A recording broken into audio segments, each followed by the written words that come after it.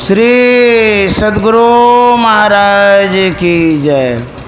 नमामि अमित ज्ञान रूपम कृपालम अगम बोध दाता सुबुद्धि निधि विशालम क्षमाशील यति धीर गंभीर ज्ञानम धर्म कील दृढ़ थीर समधीर ध्यानम जगत त्राणकारी अघारी उदारम भगत प्राण रूपम दया गुण अपारम नमो सद्गुरु ज्ञान दाता सुस्वामी नमामि नमामि नमामि नमामि श्री सद्गुरु महाराज की जय।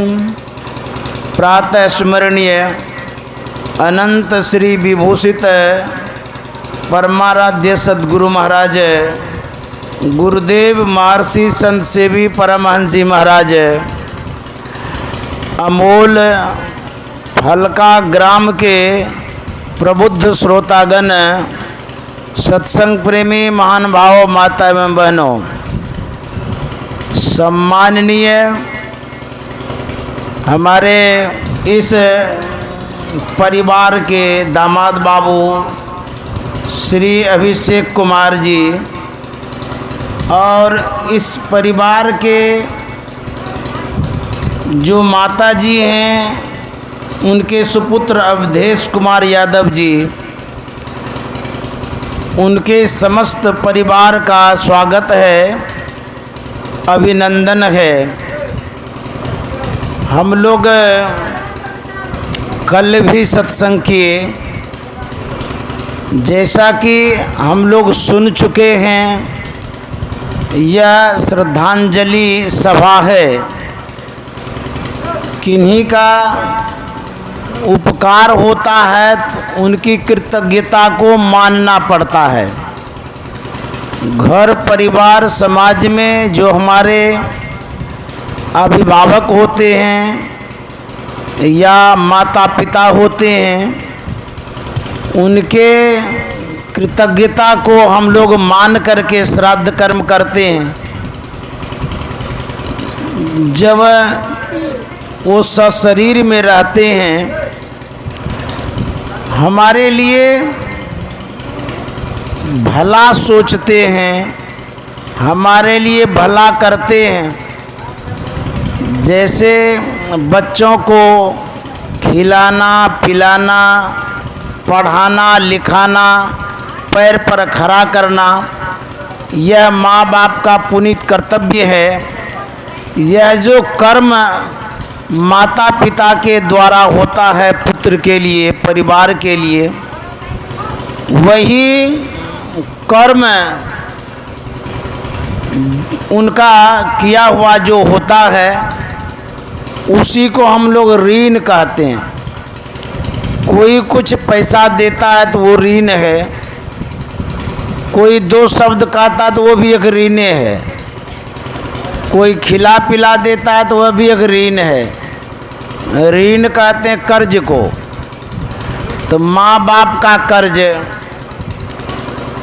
परिवार कुटुंब समाज का कर्ज होता है हमारे ऊपर। उन्हीं कर्ज की अदा के लिए हम लोग शुभकामना सभा रखते हैं, श्रद्धांजलि सभा रखते हैं, श्राद्ध कर्म करते हैं, पुण्यतिथि मनाते हैं। हम लोग जब वेद का अध्ययन करते हैं, वेद में कई कांड है। वैसे कांड का मतलब तो लड़ाई झगड़ा होता है, कहते हैं वहाँ कांड हो गया, झगड़ा हो गया। लेकिन जो वेद है या और भी अन्य ग्रंथ हैं, उनमें भी कांड की बात सुनते हैं। जैसे रामायण में 7 कांड है। कांड मन घटना, कांड मन प्रसंग, कांड मन विचार प्रकट किया हुआ जो प्रसंग है। तो वेद में जो कांड है 4 कांड है। कौन कौन कांड है? कर्म कांड, ज्ञान कांड, योग कांड, भक्ति कांड, इस तरह से विभाजित है वेद का ज्ञान। जैसे हम लोग साहित्यों में विषय पढ़ते हैं, सब्जेक्ट, हिंदी है, उस विषय के अंदर भी विषय बहुत है।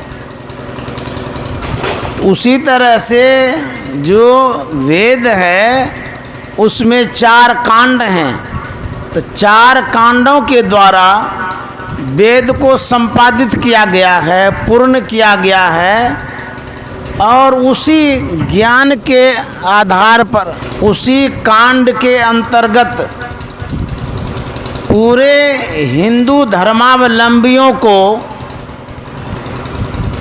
एक दिशा निर्देश दिया जाता है, जीने के लिए बताया जाता है, कर्म करने के लिए सिखाया जाता है, कल्याण करने के लिए बताया जाता है। तो वेद को भगवान की उपाधि मिली है, तो भगवान जो कह रहे हैं उन बातों को ध्यान से सुनिए। जब समुद्र मंथन हो रहा था, उसमें अमृत भी निकला, विष भी निकला। आप सुने भी होंगे, भगवान शंकर ने विष पान कर लिया और देवी देवता लोग अमृत पान कर लिए। तो वेद में जो कर्म कांड है, उस कर्म कांड के द्वारा क्रिया होती है, श्राद्ध होता है। इस समाज में जो प्रथाएं चली आ रही है, उन प्रथाओं को संपादित करने के लिए यह कर्म कांड बनाया गया है।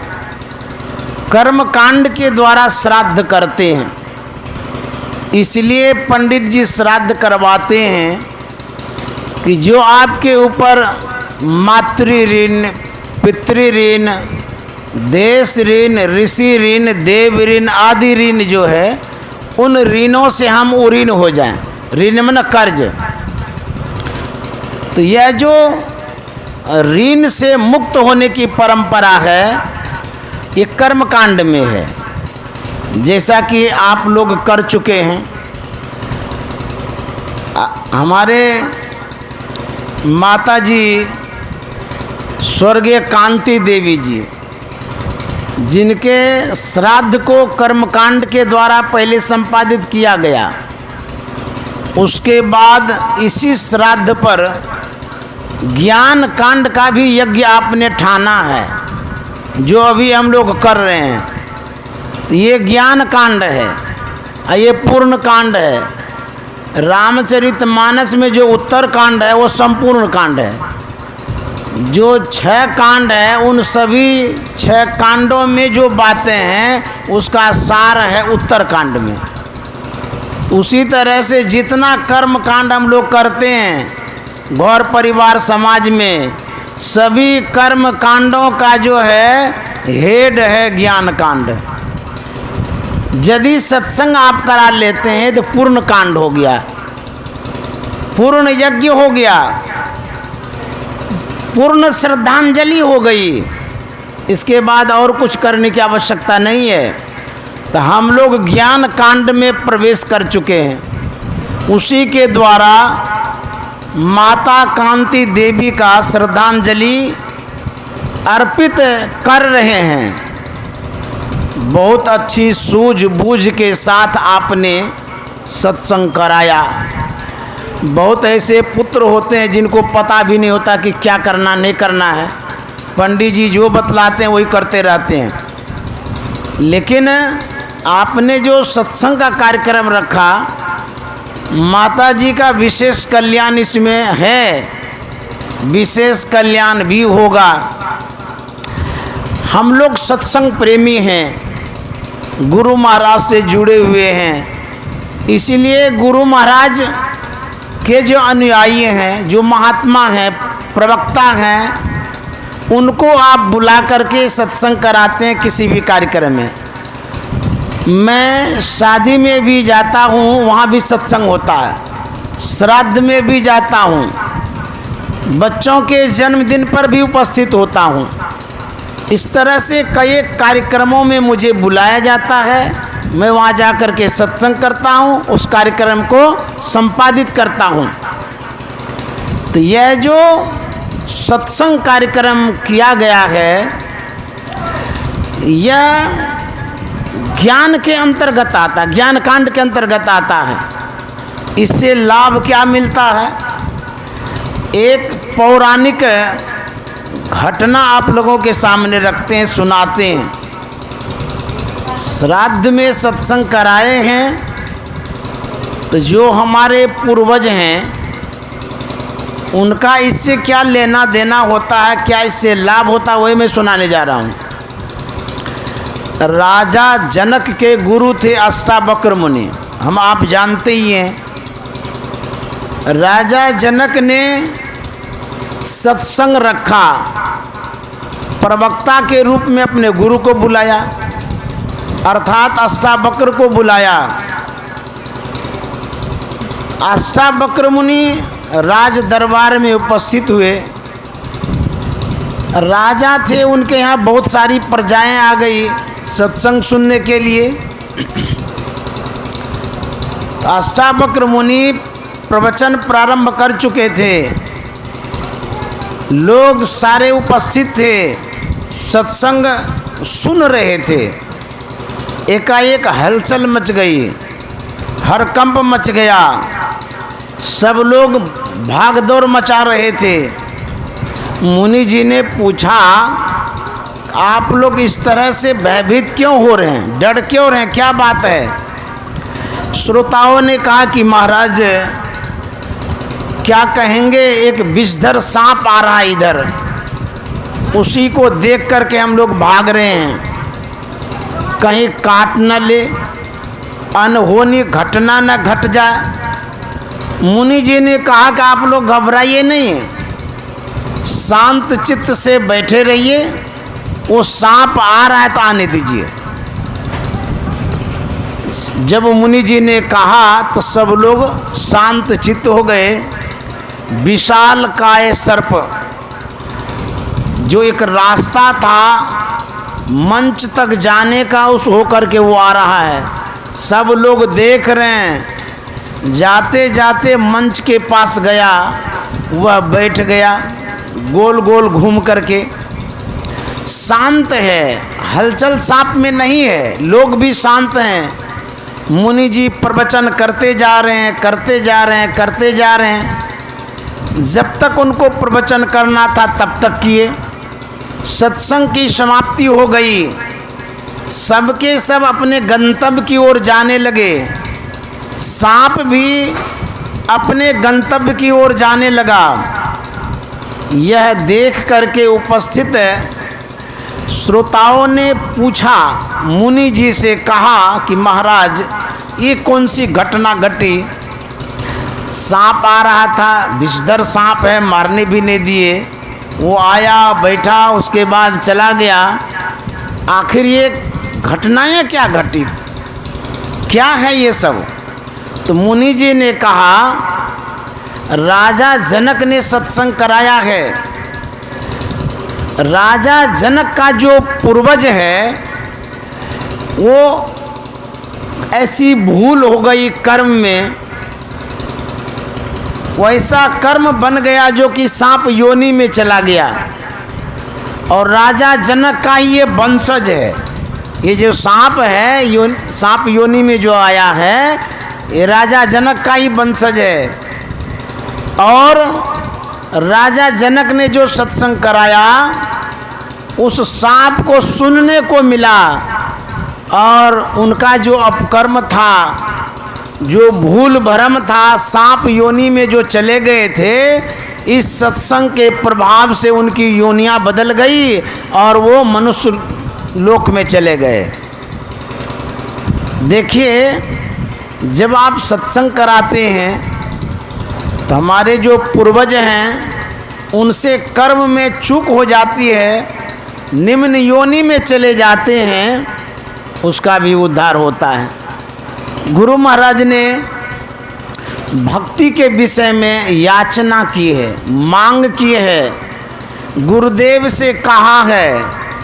गुरु महाराज कहते हैं अपनी भगतिया सतगुरु साहब मोहे कृपा करी देहो हो, जुगन जुगन भव भटकत बीते, अब भाव बाहर ले हो, जुगन जुगन भव भटकत बीते, अब भाव बाहर ले हो। देखिए गुरु महाराज प्रार्थना करते हैं कि हे गुरुदेव आप अपनी भक्ति दे दीजिए। भक्ति कहते हैं सेवा को। कौन सी भक्ति, किस तरह की भक्ति? तो जो गुरु महाराज के गुरु थे वो अंतर्मुखी थे, आंतरिक भक्ति, ज्योति और शब्द की भक्ति, परम प्रभु परमात्मा को प्राप्त कर लें ऐसी भक्ति। तो गुरु महाराज कहते हैं मैं आपसे भक्ति इसलिए मांगता हूँ, युगन युगन भव भटकत बीते। युगों युग से, कितना युग बीता है ये पता भी नहीं है, कितना बार हम लोग जन्म लिए हैं। एक युग की बात नहीं है, एक युग की आयु कितनी है, कितना है उसकी गिनती भी हम नहीं बता सकते। बहुत लंबी लंबी आयु होती युग की। सतयुग, द्वापर, त्रेता, कलयुग, 4 युग है। तो गुरु महाराज कहते हैं युगन युगन, कितना युग बीता है पता नहीं, भटकत बीते। मैं भटकते रहा, जीव भटकते रहा, प्राणी भटकते रहा, अब भव बाहर ले हो। कहते हैं कि हे गुरुदेव इस बार जो मनुष्य शरीर मिला है आप कृपा कर दीजिए, यह संस्कार जो हमारे अंदर में आया है ऐसी कृपा करिए कि आपकी भक्ति करूं और इस आवागमन से छूट जाऊं, फिर इस युग में निम्न योनियों में जाना न पड़े। ये मांग है गुरु महाराज की।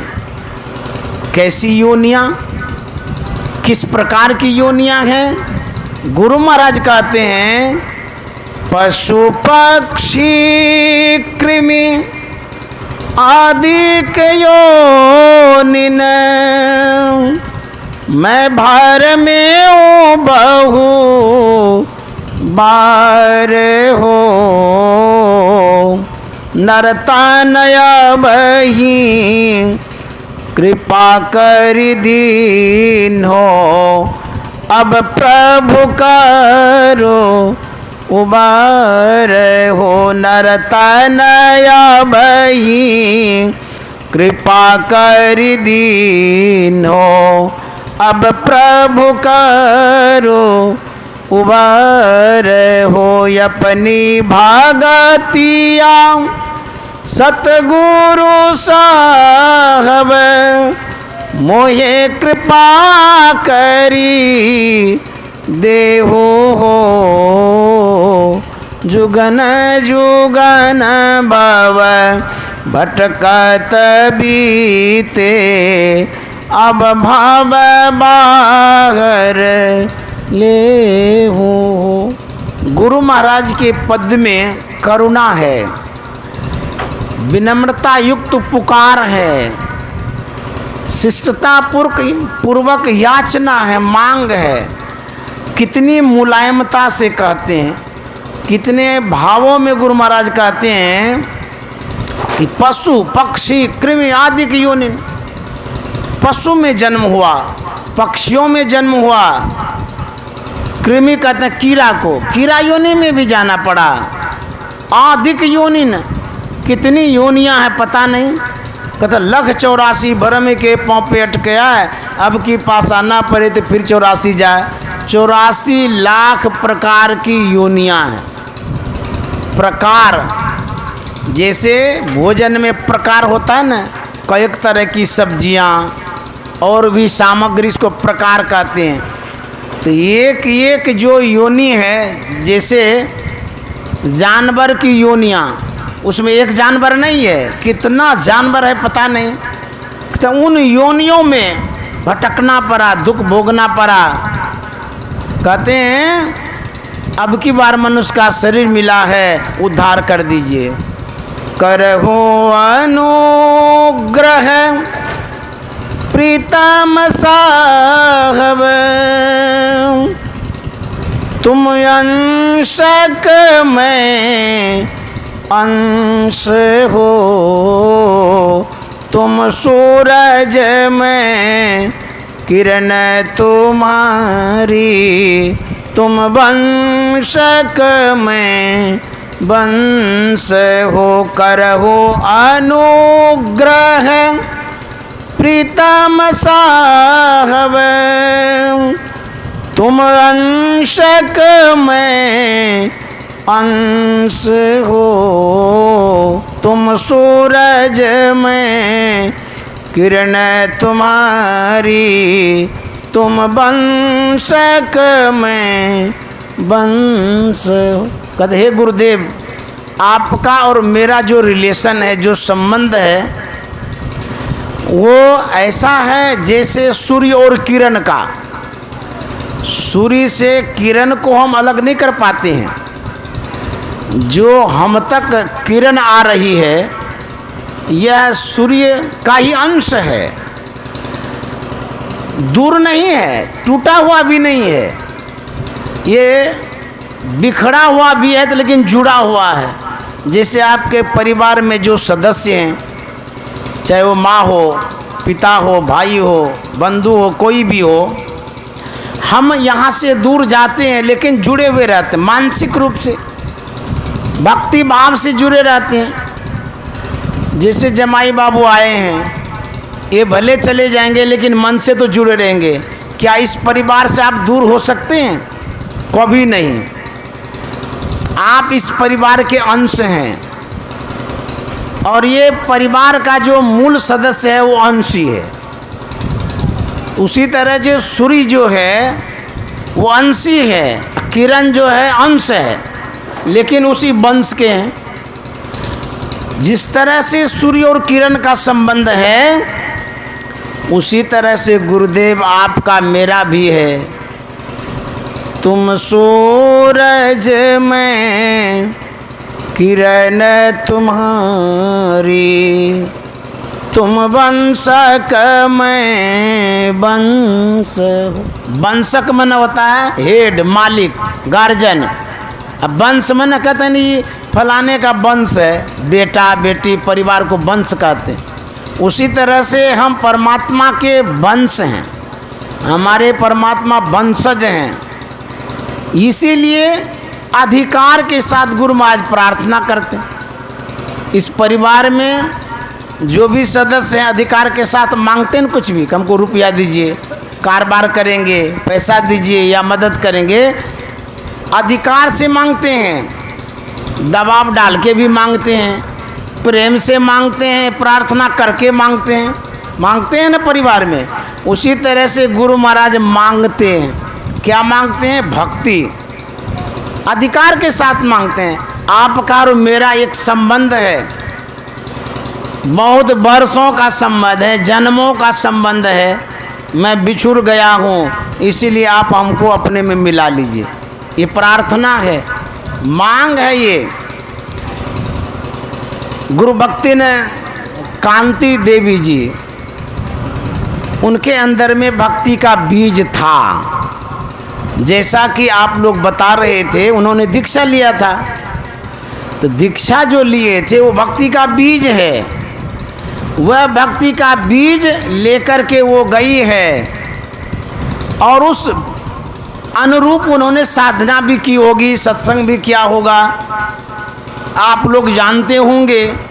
तो उन्होंने एक संस्कार अपने में समाहित किया है, संस्कार संग्रहित किया है, संस्कार लेकर के वो गई है। परमाराध्य सदगुरु महाराज ने कहा है कि जो जीवन पर्यंत सत्संग और ध्यान करते रहेंगे, यदि भक्ति पूरी नहीं होगी तब भी वो श्रीमान के यहाँ जन्म लेंगे। ऐसा हम लोग गुरु महाराज के वचनों के अनुरूप कह सकते हैं। इन्होंने जो भक्ति का बीज बोया अपने अंदर में, इस कारण से उत्तम लोक में जाएंगी, मनुष्य का शरीर मिलेगा और जहाँ तक इनकी भक्ति हुई है वहाँ से आगे भक्ति करके मोक्ष और मुक्ति को प्राप्त करेगी। यह माता जी के लिए विशेष श्रद्धांजलि है और उन्होंने संस्कार दिया, तभी तो आप लोग सत्संग कर रहे हैं। जमाई बाबू हैं, उनकी बेटी भी हैं, उनके और भी सदस्य हैं, उनके पुत्र भी हैं, सबके अंदर में सत्संग का संस्कार उन्होंने दिया है, तभी तो सत्संग कर रहे हैं। तो यह संस्कार अपने में भी वो लेके गई और यहाँ भी छोड़ के गई, इसीलिए आप लोग यहाँ सत्संग कर रहे हैं। तो आप लोग भी धन्यवाद के पात्र हैं। हम लोग सत्संग योग से योग के विषय में सुन रहे थे। योग के विषय में पाठ हुआ। संत मत का जो संसाधन है, योग बहुत उपयुक्त है, बहुत कारगर है, मानव कल्याण के लिए बहुत जरूरी भी है। यदि योग को नहीं समझेंगे फिर करेंगे क्या? योग कहते हैं जोड़ने को। चाहे टूटे हुए धागा को आप जोड़ते हैं, टूटी हुई रस्सी को जोड़ते हैं, टूटे हुए माला को जोड़ते हैं, या किसी का मन जब टूटता है आप दो अच्छी अच्छी बातें कह करके जोड़ते हैं, इसी को तो योग कहते हैं। योग में ना जोड़, प्लस, गणित में हम लोग पढ़ते हैं उसको प्लस कहते हैं, निगेटिव पॉजिटिव, प्लस माइनस। तो यह जो योग का पाठ हुआ है, यह कौन सा योग है? बहुत लोग योगासन भी कराते हैं, कहते हैं ये योगासन है, लेकिन संत मत के अनुसार जो हम आपने पाठ सुना वह योग अंतर का है, जीव पीव मिलन का है, आज्ञा चक्र का है, दृष्टि जोड़ने का है, मन को परमात्मा में लगाने का योग है। इसलिए योग को समझना बहुत जरूरी है। योग के मुख्य रूप से दो प्रवर्तक हुए हैं, जैसा कि हम ग्रंथों में पाते हैं। दो योग है मुख्य रूप से, एक हठ योग है, एक राज योग है। हठ योग किसे कहते हैं? गुदा मार्ग से लेकर के आज्ञा चक्र तक की जो क्रिया है ये हठ योग है। राजयोग क्या है? आज्ञा चक्र से जो क्रिया प्रारंभ करते हैं इसको राजयोग कहते हैं। इनके प्रवर्तक कौन हैं? हठ योग के प्रवर्तक हैं वामदेव मुनि, राजयोग के प्रवर्तक हैं सुखदेव मुनि। ये दो मुनि हो गए, दोनों योग के प्रवर्तक हैं। ये दोनों ने क्रिया चलाई, उसका नामकरण किया गया। क्या नाम रखा? जो वामदेव मुनि का हठ योग है उसको पिपीलिका मार्ग कहते हैं, उसके मार्ग का नाम है। जो सुखदेव मुनि ने मार्ग चलाया उसका नाम है विहंगम मार्ग। ध्यान से सुनिएगा। तो दोनों ने क्रिया की, प्राप्ति का एक ही लक्ष्य बनाया, परमात्मा को प्राप्त करना है, लेकिन चलने का जो स्थान है भिन्नता दिखाई देती है, अलग अलग है। हठ योग गुदा मार्ग से मूलाधार से चलते हैं, मूलाधार, स्वाधिष्ठान, मणिपुर, कंठचक्र आदि। और जो राजयोगी हैं वो सीधे आज्ञा चक्र से चलते हैं। एक एग्जाम्पल देते हैं, उदाहरण देते हैं समझने के लिए। एक वृक्ष है, उस वृक्ष पर फल लगा हुआ है। मान लिया जाए उस फल को हम खाना चाहते हैं, पाना चाहते हैं, लेना चाहते हैं तो कैसे कैसे लेंगे? विभिन्न तरहों से उस फल को हम प्राप्त कर सकते हैं। यदि चींटी प्राप्त करना चाहे, उसको जड़ से ऊपर चढ़ना पड़ेगा, डंठल तक जाएगा, वो फल के पास जाएगी, तब जाकर के उस फल को पा सकती है, खा सकती है। ये चींटी के लिए ये मार्ग है। उसके बाद यदि चिड़िया खाएगी तो चिड़िया के लिए क्या है? वो नीचे से जाएगी नहीं, वो तो फुर से उड़ के वहाँ बैठ जाएगी और सीधा खाना शुरू कर देगी। तो हठ योगियों के लिए जो आज्ञा चक्र तक का मार्ग है, देर का है, कठिनाई का है, दिक्कत का है। चींटी को कितना समय लगता है जाने में? बहुत समय लगेगा, जाते जाते जाते दोपहर हो जाएगा उसको जाने में, तब जाकर के वो पहुंचेगी। और चिड़िया को कोई पहर नहीं, तुरंत वो चली जाएगी।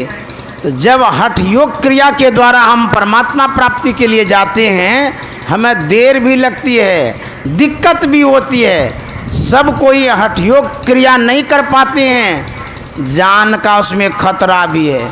लेकिन जो राजयोग है, कहते इसमें कोई खतरा नहीं है, इसमें सब कोई कर सकते हैं। राजमयी राज, योगमयी योगी। बाबा नानक साहब कहते हैं गिरस्तमयी भोगी। गिरस्त भी कर सकता है, योगी भी कर सकता है, पढ़े अनपढ़ सब कर सकते हैं। ये सिंपल सरल सीधा मार्ग है राजयोग, जिसको गुरु महाराज ने स्वीकारा, गुरु महाराज ने जिसको प्रचारित किया। इस राजयोग के विषय में गुरु महाराज ने कहा, सरल सरल जग में प्रचारी, सब संतन की बड़ी बलिहारी। बिंदु ध्यान विधि, नाद ध्यान विधि, सरल सरल जग में प्रचारी। हम लोग आज्ञा चक्र से क्रिया प्रारंभ करते हैं। ये राजयोग है। राजयोगी राजा जनक भी थे, अष्टावक्र मुनि भी थे, सुखदेव मुनि भी थे। दो तरह से योग किया जाता है, समझ में बात आ गई? और दोनों को करने में क्या क्या विभेद है वो भी बता दिए। अब हम आगे बढ़ते हैं।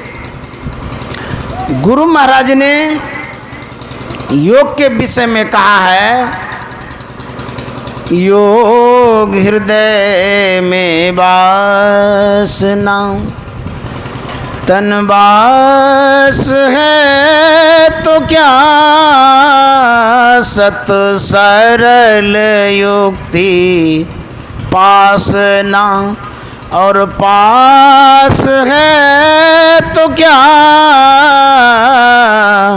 योग हृदय में वासना। गुरु महाराज कहते हैं योग हृदय में वासना, तन वास है तो क्या। हृदय का नामकरण किया गया है दो रूप में। एक हृदय वह है जिस हृदय से बच्चों को लगाते हैं, परिवार को लगाते हैं, किसी गार्जियन को लगाते हैं, उसको छाती भी बोलते हैं। यह स्थूल हृदय है। तो गुरु महाराज कहते हैं योग हृदय जो आज्ञा चक्र में है वो भी हृदय ही है। देखिए, यदि आप हृदय से लगते हैं या लगाते हैं, मन जुड़ाता है, शांति मिलती है, सुकून मिलता है, मन जुड़ जाता है परिवार से, जैसे हृदय से लगाते हैं। तो परमात्मा का भी एक हृदय है। देखिए, हम लोगों के भी पास हृदय है और परमात्मा के भी पास हृदय है। वो कहाँ है? कहते योग हृदय आज्ञा चक्र में है। यदि हम साधक आज्ञा चक्र में अपने मन और दृष्टियों को केंद्रित करते हैं, सिमटाव होता है, टिकाव होता है, तो जितनी देर आप टिकते हैं उतनी देर सुकून मिलता है। बच्चे को यदि छाती से लगा के मार रखती है तो बच्चा को कितना अच्छा लगता है, लगता है ना। डर भी नहीं रहता है, भय भी नहीं रहता है, लगता है कि हम माँ के पास हैं, सुरक्षित हैं, कोई डर बने, कोई कुछ नहीं हमको कर सकता है, ऐसा बच्चा सोचता है।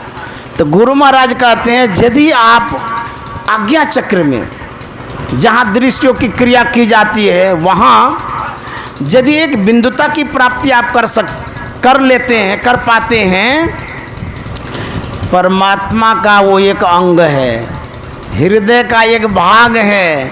गुरु महाराज ने कहा है वो बायां हाथ है।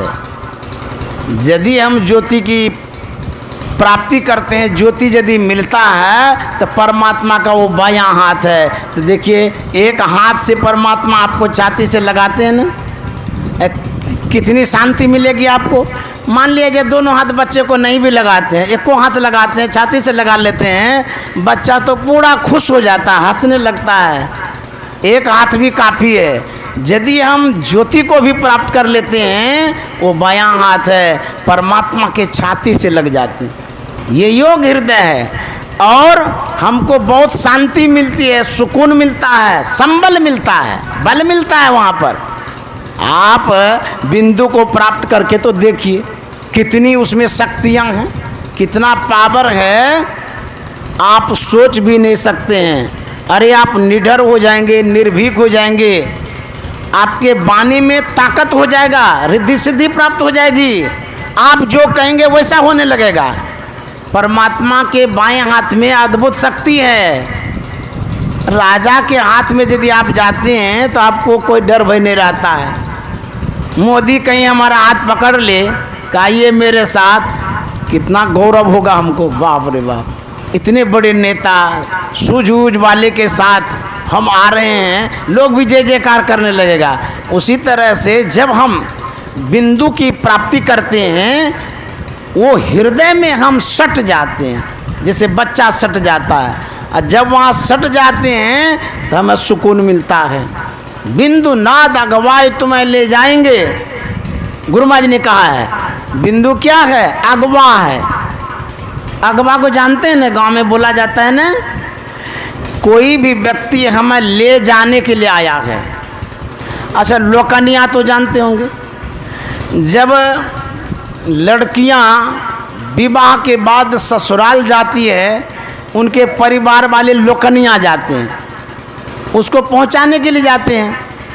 तो कोई लेने के लिए भी आते हैं, उसके बाद कोई पहुंचाने के लिए जाते हैं। यदि हम आगे जाएंगे, सदगुरु की कृपा से जाएंगे, वो हमारे लोकनिया हैं, सदगुरु हमको पहुंचाएंगे कहाँ तक? एक लक्ष्य तक, एक उद्देश्य तक, एक स्थान तक, बिंदु तक पहुंचा देंगे गुरु महाराज। उसके बाद अगवा आएंगे। अगवा कौन है? परमात्मा। वो ले जाएंगे यहाँ से। कहते हैं ना कि आप वहाँ तक जाइए, उसको वहाँ तक आप छोड़ दीजिए, अब वहाँ से वहाँ वो ले आएंगे। हम भी कहाँ से कहाँ आए, वहाँ से हमको ले आया ना। उसी तरह से जब आप वहाँ तक पहुँचते हैं, तब जाकर के आपको परमात्मा लेने आता है। जब तक सेंटर पर नहीं आएंगे, केंद्र पर नहीं आएंगे, तब तक लेने के लिए कोई नहीं आएगा। हमको भी तो घेराबारी आना पड़ा, तभी आप लोग गए थे। तो वह एक सेंटर है जहाँ से आपको सुविधा मिलेगी, ले जाएगा घर पर। अब वहाँ तक यदि नहीं आएंगे तो लेने भी नहीं आएगा। दो छोड़िए न, जाने दीजिए, नहीं आया तो नहीं है। उसी तरह से आपको वहाँ तक पहुँचना है, सदगुरु की कृपा से, सदगुरु की क्रिया से, प्रयास से। कहाँ तक? बिंदु तक। तब देखिए कैसे आपको यहाँ से ले जाएगा। बिंदु नाद अगवाए तुम्हें ले जाएंगे। तो कहते हैं वह एक हृदय है, योग हृदय। माता सबरी के विषय में सुने होंगे, तज योग पावक दे हरिपद लीन वही जाए नहीं फिरे। माता सबरी ने योग अग्नि में अपने शरीर का त्याग किया। अच्छा, कौन सा शरीर का त्याग किया? वो कैसी अग्नि थी? क्या स्थूल शरीर का त्याग किया उन्होंने? अच्छा, यदि स्थूल शरीर का त्याग किया तो वो जो योग अग्नि है, क्या उसमें अग्नि उत्पन्न हो गई थी? नहीं नहीं, उसमें अग्नि उत्पन्न नहीं होती है।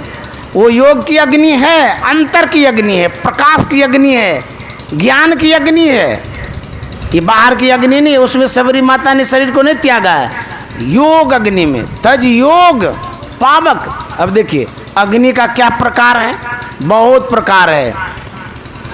आग का प्रकार है। हम लोग माचिस से तिल्ली से जलाते हैं, वो भी आग है। सूर्य उदय होता है, वो भी तो एक आग है। पेट में भोजन पचाता है, वो भी तो आग है, जठराग्नि उसे कहते हैं। पानी में भी आग है, जंगल में भी आग है, आपके दिमाग में भी आग है। कहते इसको तो आग लग गया है, मानता ही नहीं बात को। बोलते हैं ना क्रोधाग्नि उसको कहते हैं। आग का बहुत प्रकार है। तो जो योग अग्नि है, उस योग अग्नि में सबरी माता ने शरीर को छोड़ा।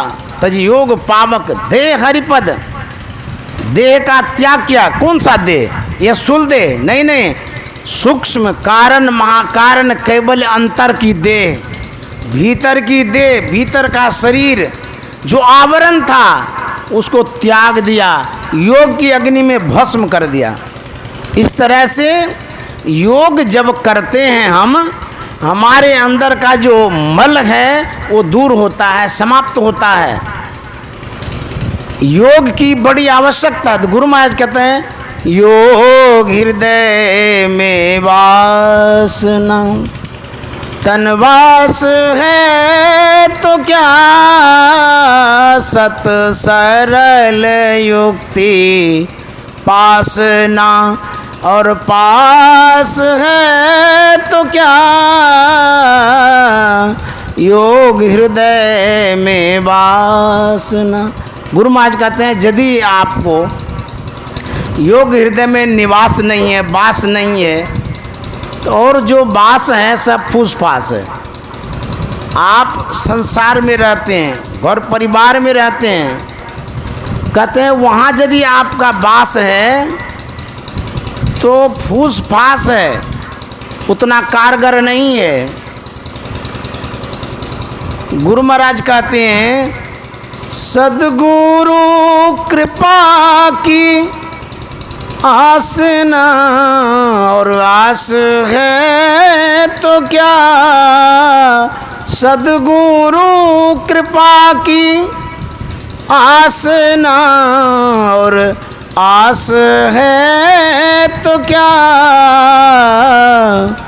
करता जो नित अभ्यास ना, विश्वास है तो क्या करता जो नित अभ्यास ना। गुरु महाराज कह गए यदि आप सद्गुरु पर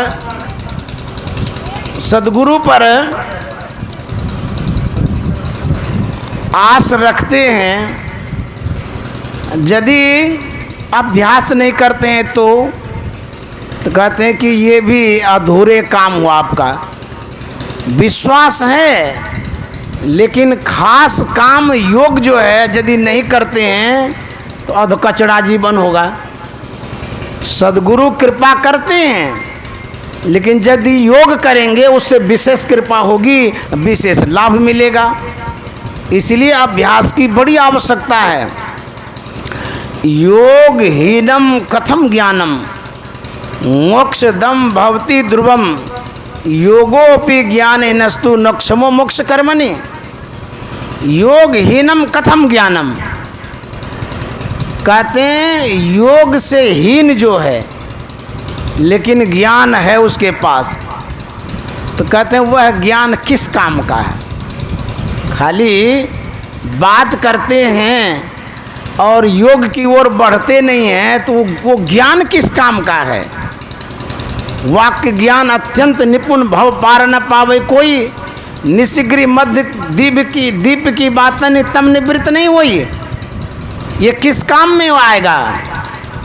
तो कहते हैं योग हीनम कथम ज्ञानम मोक्षदम भवति ध्रुवम, मोक्ष कार्य में योग के हीन व्यक्ति को मोक्ष नहीं मिल सकता है। और कहते हैं यदि आपके पास योग है ज्ञान नहीं है तो फिर क्या करिएगा आप। योग करते हैं अज्ञान नहीं है, तो ज्ञान और योग एक दूसरे के पूरक हैं, एक दूसरे के सहयोगी हैं। श्रवण ज्ञान भी होना चाहिए, मनन ज्ञान, निधिध्यासन ज्ञान, अनुभव ज्ञान। तो जब आपको ज्ञान होगा सत्संग का तब योग करेंगे। जब आप योग करेंगे तब क्या ज्ञान होगा? अनुभव ज्ञान होगा। इसीलिए ज्ञान से योग, अयोग से ज्ञान होता है। यही कहते हैं, यदि शैल समम पापं विस्तृणम बहु योजनम विद्यते ध्यान योगेन नान्यो भेद कदाचनम। कहता यदि पहाड़ के समान फैला हुआ पाप हो, वह ध्यान योग से समाप्त हो जाता है। देखिए, पाप किसे कहते हैं? पाप का बहुत प्रकार है, बहुत प्रभाव भी है। कितना प्रकार है पाप का, वो व्याख्या करना बड़ा मुश्किल है।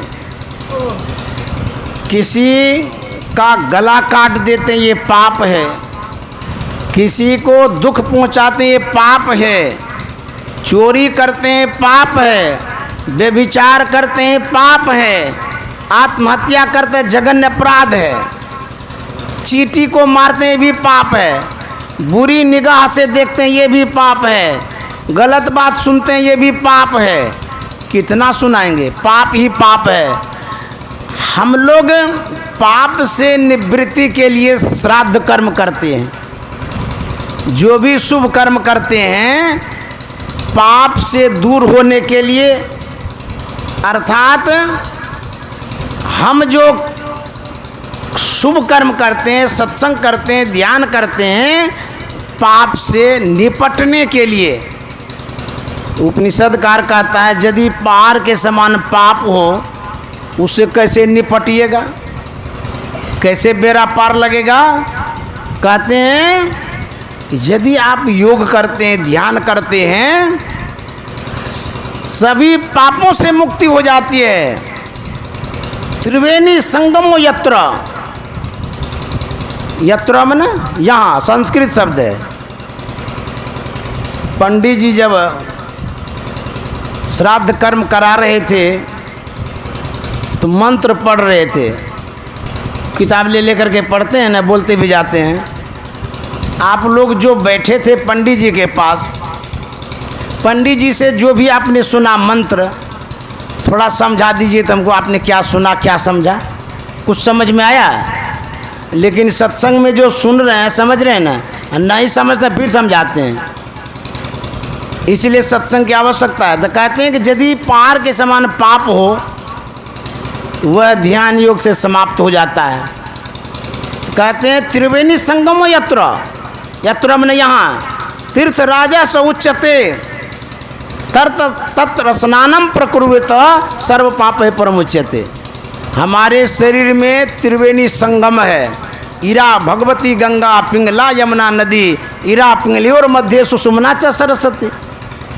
हमारे अंदर में भगवती का वास है, दुर्गा का वास है, देवता का वास है। लेकिन हम सर्वसाधारण मानव, अनभिज्ञ मानव, शरीर के अंदर में जो संसाधन है उसको समझ नहीं पा रहे हैं, भटकते रहते हैं। अरे यदि आप ध्यान करेंगे तो श्राद्ध करने की कोई आवश्यकता ही नहीं है, कोई ज़रूरत ही नहीं है। ज्ञान कांड है। आप यदि ध्यान करके आज्ञा चक्र में बिंदु को प्राप्त कर लेते हैं, आप तो सभी पापों से मुक्त होंगे ही होंगे, आपके परिजन भी हो जाएंगे। समझे? इसलिए इस बात को समझना बहुत ज़रूरी है। तो इसके लिए क्या करना होगा? सत्संग करना होगा। गुरु महाराज ने कहा है, संत मते की बात कहूँ साधक हित लागी, कहूँ अरिल पद जोरी जानी कर यहीं बरभागी। मैं संत मत की बात कहता हूँ, गुरु महाराज कह रहे हैं। और यह बात कैसा है? बातें हैं अनमोल। संत की जो बातें होती हैं अनमोल होती है। आप हीरा खरीदने जाइएगा तो सावधानी नहीं रखिएगा, कहीं लेकर आ रहे हैं, ले लिया तो गए काम से। तो जो हीरा आपके पास है उसको सहेज के रखते हैं, सावधानी से रखते हैं, जब ये ना आप अमीर बने रहेंगे। तो संत महात्मा कहते हैं ये जो बात हम कह रहे हैं, संतवानी जो है अनमोल बातें, अनमोल मोल नहीं, एक एक के, एक एक बात का मोल आप नहीं दे सकते हैं। कहते हैं सतजन सेवन करत नित्य सत्संगति करना, वचन अमिय दे ध्यान श्रवण करी चित्त में धरना। क्या करने के लिए कहते हैं? सतजन सेवन करत, सज्जनों का संग करिए, सत्संग करिए, रोज सत्संग करिए। वचन अमीय दे ध्यान श्रवण करी चित्त में धरना। संतवाणी जो है अमृत वाणी है, अमीय, अमीय माने अमृत, कहते हैं उस पर ध्यान दीजिए। वचन अमीय दे ध्यान श्रवण करी चित्त में धरना।